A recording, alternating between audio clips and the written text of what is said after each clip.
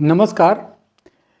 तेजस का अरब में air show में क्रैश होना देश के लिए एक चिंता का विषय बना, लेकिन हमारा तेजस देश के हर कसौटी पे खरा उतर रहा था।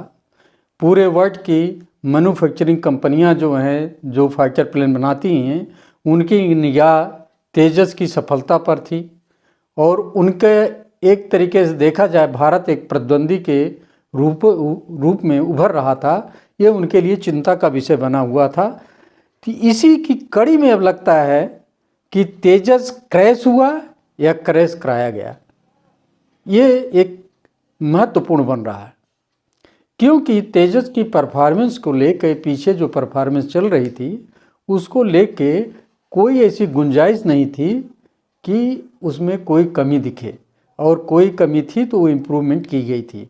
और यहाँ के उस एयर शो में देश के अपने एयरफील्ड से जितने भी अच्छे टेक्नोलॉजी के जानने वाले सब वहाँ पे मौजूद थे। ऐसे में उसकी जांच करने के बाद ही उड़ाया जाता है। उसमें कोई कमी थी नहीं जांच से पहले, तो उड़ाया गया। उड़ने के बाद उसकी आप फ्लाइट देखेंगे वो ठीक चला। जब वो ज़मीन की तरफ डिप किया है तो वो क्रैश हुआ है।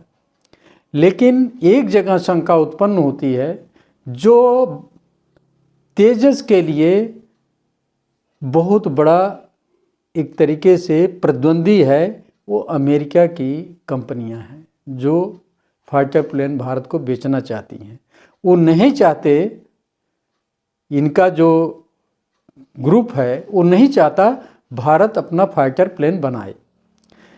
लेकिन संदेह कहाँ से उत्पन्न होता, जब F-35 भारत में आया था, उतारा गया था, तो उसे हैंडओवर करने के पहले अमेरिका की जो आई एक न्यूज़ है, आपने सुना होगा, उसमें कहा गया था कि उसमें ऐसे पॉइंट हैं उनको हम डीएक्टिवेट कर देंगे, एक्टिवेट कर देंगे तो प्लेन किसी काम का नहीं होगा, कोई उसमें कुछ नहीं सर्च कर सकता।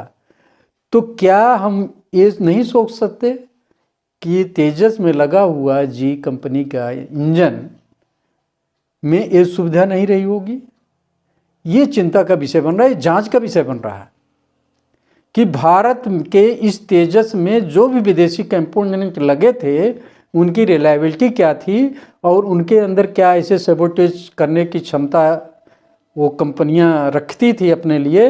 वो जांच का विषय, जांच